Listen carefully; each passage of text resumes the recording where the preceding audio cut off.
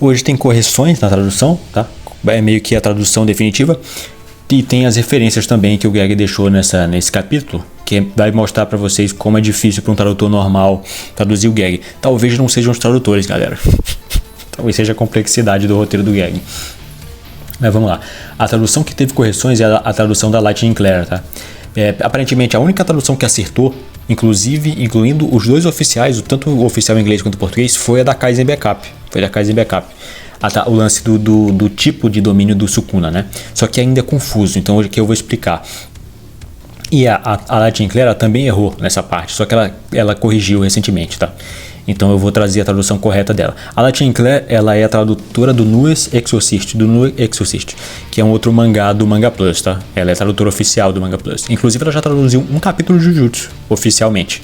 Foi quando o John ele não pôde. Vamos lá. Deixa eu ver aqui. A fala do narrador é a fala do narrador explicando o domínio do Sukuna ele é dividido em duas partes. Primeiro ele explica qual o tipo de domínio que o Sukuna usou, né? E depois ele explica o porquê. A tradução começa aqui, ó. Apesar da situação desesperada, Ryomen Sukuna ainda é capaz de manifestar um território que não é separado do mundo real por uma barreira. Exatamente como ele fez em Shibuya. E tudo isso sem diminuir o nível da técnica de barreira. Tem uns termos que dão margem para tradução confusa para mim aqui, tá, galera? O range aqui dá para traduzir como alcance, tá? O Marcos Oliveira ele usa área de efeito, mas contextualmente tá, é o território todo. É a parte da barreira toda, né? Que é o domínio inato manifestado mais o efeito certeiro. É isso aqui, né? Agora a próxima parte. Um domínio em que a barreira é coberta por uma concha, né? Ou com a casca, ela perde o pacto que é adquirido por providenciar uma rota de fuga. Isso aqui parece que está invertido, tá? A explicação toda parece estar invertida. Esse pacto aparentemente é automático, galera. É automático. Um domínio é feito para prender o alvo, né? Então, quando você não fecha o domínio, você ganha um pacto que te devolve recursos, né? Te devolve recursos que foram utilizados na conjuração, porque o alvo agora tem a capacidade de fugir. O quadro continua, né? Fechando um domínio com a barreira não só diminui a área de efeito, mas as especificações do domínio também mudarão. Essas especificações já foram mostradas antes. Dá para escolher entre encolher ou aumentar, né, a barreira externa. Dá para mudar a parte resistente da barreira de dentro para fora. Dá para focar o efeito certeiro num alvo só, né? Deve ter outras possibilidades por aí também, né? E aí continua a explicação sobre o domínio fechado. O efeito certeiro vai operar dentro de sua paisagem materializada. A paisagem materializada é o domínio inato, tá? É o domínio inato aqui, né? Mas é o domínio inato dentro da barreira, né? E isso tornaria impossível capturar Maki Zenin, que não tem energia amaldiçoada. Aparentemente ela seria expulsa da barreira, tá, galera? Na hora que ele fechasse a barreira, ela seria expulsa, seria ejetada da barreira, né? E aí ele fala aqui, com a barreira aberta e o efeito certeiro do desmantelar ativado, a Maki teve que ser protegida com Jujutsu, né? Pela Miwa, usando o domínio simples. O negócio foi confuso, mas é só o Geg, essa parte toda é só o Geg afirmando que não dá para prender a Maki num domínio convencional, que o Sukuna usou o mesmo domínio de Shibuya, é exatamente o mesmo domínio de Shibuya, tá? Não tem barreira aberta e fechada ao mesmo tempo. É porque o negócio da barreira, ele é o domínio todo, tá? E aí tem a casca que fecha, mas o domínio no chão já é a barreira, já é uma barreira em si, é o território, né? Que eu chamo aqui, é o território. Mas não tem barreira aberta e fechada ao mesmo tempo, não. É exatamente igual ao domínio de Shibuya, tá? E deu para fazer isso sem diminuir o nível da barreira, tá? Aparentemente é do mesmo nível, só que ele não consegue, só que como a história continua aqui, né? Ele não consegue manter por muito tempo, vai manter só por 2 minutos, né? Manteve mais do que lá em Shibuya, porque em Shibuya foi rapidinho.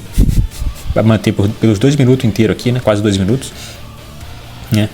E agora vamos para os efeitos do Black Flash, tá? Isso aqui é um bagulho que se perdeu na tradução. Se perdeu na tradução completamente. Eu meio que falei disso um pouquinho no review. Mas na versão brasileira da tradução não tem a nota do editor. Acho que nem na versão em inglês. Acho que não tem a nota do editor. Eles tiram a nota do editor, né? Mas aqui, ó. São sobre os efeitos do Black Flash. No começo do capítulo, o editor fala que os dois lados sentiram sua voltagem aumentar. Eu falei que isso era referência a eletromagnetismo, né? Mas aparentemente o negócio é mais antigo, essa referência aqui, ó. Pela tradução da Lightning, em Shibuya, o potencial, quando o Mahito e o Yuji eles acertam um Kokusen, né? E mostra aquela cena deles três juntos, né? O potencial, o texto ali que se lê, 120%, né? 120% de potencial é o modo de leitura, mas no kanji é a habilidade latente, né? E eles estavam a 120 do potencial, era 120 de habilidade latente, né?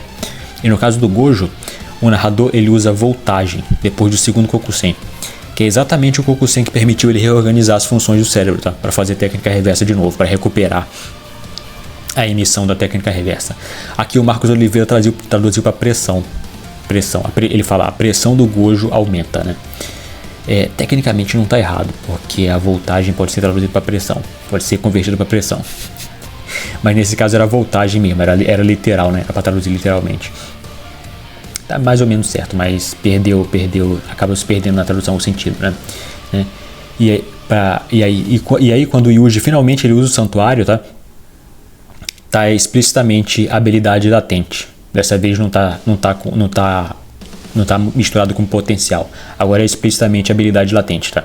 A narração do original é sempre explícita nesse caso, tá? Em Shibuya, os três realizaram potencial. O Gojo, ele aumentou a voltagem e aí reescreveu as funções cerebrais.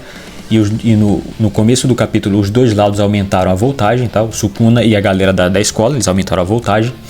Então, provavelmente estão num... É a mesma coisa que o narrador fala, né? Que o Sukuna aumentou a voltagem, então ele poderia ter feito a mesma coisa que o Gojo fez, tá? Que era reescrever as funções e recuperar a técnica reversa dele. Só que logo ele rebate, né? O narrador rebate que como o Yuji acertou 7 Kokusen na barreira da alma, entre o Sukuna e o Megumi, ele não vai ter como fazer isso.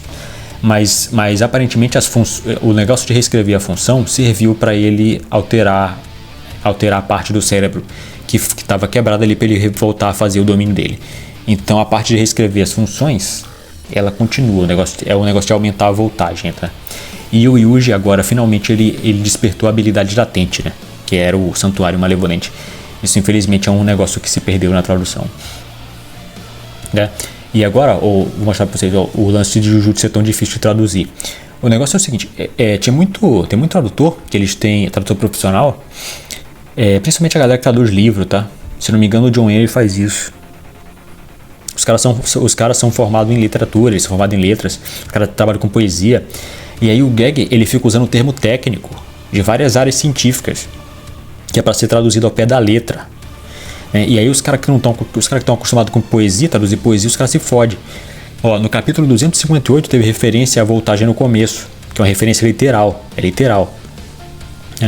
E aí vem a neuroplasticidade, que foi o que o Gojo e o Sukuna fizeram, tá? Com a ajuda do Kokusen. Foi o que o Kokusen deu para eles, ele entrou em neuroplasticidade.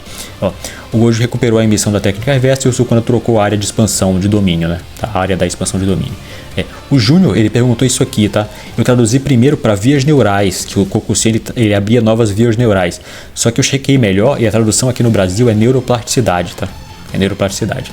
Eu vou ler um pouquinho para vocês aqui desse artigo, a capacidade do cérebro de se adaptar é baseada na alteração das redes neurais existentes e a geração de novas. Essa reorganização permite que o nosso cérebro se adapte às mudanças. Essas mudanças podem vir de novas experiências, mudanças ambientais, dano cerebral. E aí tem um artigo gigante. Eu vou deixar o link no comentário fixado, tá? Para esse artigo. Não, eu vou deixar na descrição. Eu vou deixar na descrição porque eu acho que eu não vou estar em casa quando o capítulo for ao ar. Então tá na descrição, tá? Tá na descrição os links. Mas isso aqui é interessante, é neuroplasticidade. Neuroplasticidade. Não é abrir novas vias neurais, né? É neuroplasticidade. Mas é interessante isso aqui. É interessante pra cacete. Isso aqui aparentemente todo mundo que consegue o Kokusen chega a um ponto. Quando chega ao nível de aumentar a voltagem, fica desse jeito. Só que o fenômeno do narrador utilizar para aumentar a voltagem, ele vem em Kokusen subsequentes, né? Não é no primeiro. Aparentemente no primeiro é potencial e habilidade latente. E aí talvez, né, para quem esteja com o cérebro machucado ou com dano cerebral, vem o lance de aumentar a voltagem e aí entra na neuroplasticidade do negócio, né? Mas é interessante isso aqui. Foi o que o Sukuna fez. Mesmo sem conseguir recuperar a emissão de técnica reversa dele, ele conseguiu, né, conseguiu voltar a usar a expansão de domínio usando outras partes do cérebro dele, né? Meio que fez uma o cérebro se adaptou ali e fez uma gambiarra, né? Mas é interessante, né? E na parte da Shoko, explicando técnica reversa, para curar os outros, é o conceito do complexo principal de histocompatibilidade, tá? O MHC. Eles usam a sigla da palavra em inglês, MHC. Aqui no Brasil é complexo principal de histocompatibilidade, né? Mas a sigla eles estão usando o MHC. Mas ó, o MHC codifica um grupo de antígenos ou proteínas encontrado na superfície das células. Esse complexo identifica e impede que um corpo estranho entre ou se espalhe no organismo, né? Isso geralmente acontece em coordenação com o sistema imunológico, que desencadeia uma resposta imediata contra corpos estranhos. A grande complexidade dos transplantes é encontrar essa compatibilidade entre doador e receptor, e ainda assim, mesmo com o uso dos medicamentos imunossupressores, que ajudam a adequar o sistema imunológico contra o ataque a esse corpo estranho, a rejeição do órgão ainda pode acontecer. O link desse artigo também está na descrição, tá? Essa parte é interessante. Teve o Kohler, ele estava falando, né, que talvez seja um estilo tipo sanguíneo, tá? É bem isso. É mais complexo, na verdade, Kohler. É mais complexo. Aparentemente é o lance da superfície da célula. É um negócio bem mais complexo. A compatibilidade, né? É um negócio bem mais raro nesse caso, né? E aí o feiticeiro tem que ser fodão fodão pra caralho de conseguir modular, né, a energia dele, ou ele não consegue fazer o transplante de energia positiva, né, de técnica reversa. Mas é interessantíssimo isso aqui, né? Eu não sei como isso foi traduzido para o português agora, mas é uma referência a esse complexo, né?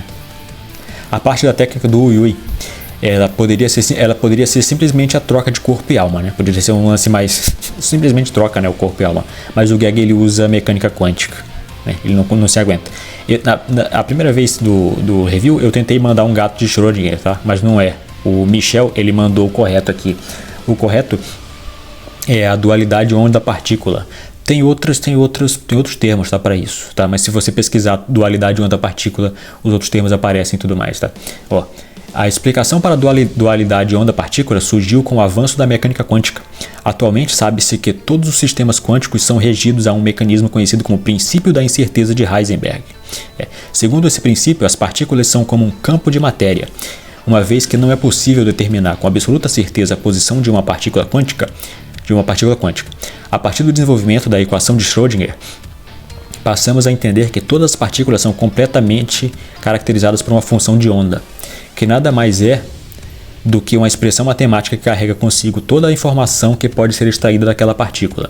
Antes de observarmos um sistema quântico, suas informações são determinadas. Depois de observadas, é possível localizá-las e medi-las. Nesse caso, dizemos que sua função de onda sofreu um colapso, apresentando-se em um de seus possíveis estados. Em outras palavras, o que determina se uma entidade quântica é uma onda ou uma partícula é o próprio ato da observação, pois é possível que se realize um experimento e se observe um comportamento corpuscular e um outro experimento revele um comportamento ondulatório. Tudo graças à probabilidade da física quântica. Isso aqui é um lance, né, que como a gente não tem como datar direitinho, né, a gente não tem como localizar perfeita a partícula, então eles consideram todas as opções. Por isso que é um gráfico de onda. Eles consideram todas as opções, né? E como provavelmente quando você vai olhar outra partícula, né? Então ela vai se comportar diferente. Então depende do observador, depende da observação, né? Do ato da observação, que é quando você está fazendo o gráfico da partícula. Isso aqui é interessante. E tem até a Claire falando sobre isso, tá? A Ladine falando sobre isso. Ela fala que a técnica do Uyui, normalmente para a galera que está trocando alma, né? Todo mundo que está observando seria, né, um observador. E o negócio se comportaria de forma diferente. Só que a técnica do Uyui faz com que o observador seja só ele, né? Ele é o único que sabe que aconteceu a mudança, né? Nem quem sofreu a mudança sabe que sofreu a mudança, né? Nesse caso. Mas é interessantíssimo. Poderia ser uma técnica muito simples. Mas nada é simples com o Gag, né? Nada é simples com o Gag aqui. O link para isso tá nos comentários, tá na descrição. Tem memória muscular no finalzinho do flashback também, tá? Mas essa não teve confusão. Quem quiser pesquisar memória muscular, né? Tem aprendizado motor também. É bem parecido, bem parecido. Inclusive, acho que o aprendizado motor seria mais prático, porque a galera que faz Jujutsu, né, às vezes usa seu símbolo de mão e tudo mais. Mas essas são as referências, tá, do capítulo 258. Se eu perdi alguma coisa, vocês me avisam nos comentários, tá? Vocês dizem aí o que vocês acharam agora dessa tradução. É o mesmo domínio do Sukuna. É o mesmo domínio que ele usou em Shibuya. Não teve nada de novo, não. O lance do negócio novo é a neuroplasticidade, né? Dele aparentemente conseguir agora. Ele ficou mais cascudo, galera, agora. Essa adaptação do Sukuna. Porque quando ele recuperar o cérebro, regenerar o cérebro dele normal, ele vai ter 2 áreas para usar. Expansão de domínio agora. Então ferrou. O cara ficou mais poderoso depois dessa. O cara ficou bem mais poderoso depois dessa. E o lance, né, de que tá super complexo, né? Aparentemente veio uns pactos junto aí, mas tá super complexo e ele não vai conseguir manter. Ele só vai conseguir manter por 99 segundos, né? Como se isso fosse pouca coisa. A gente já tá ferrado, né? Mas é isso. Eu fico por aqui, né? Vocês tenham um excelente fim de semana e até mais, galera. Tchau, tchau.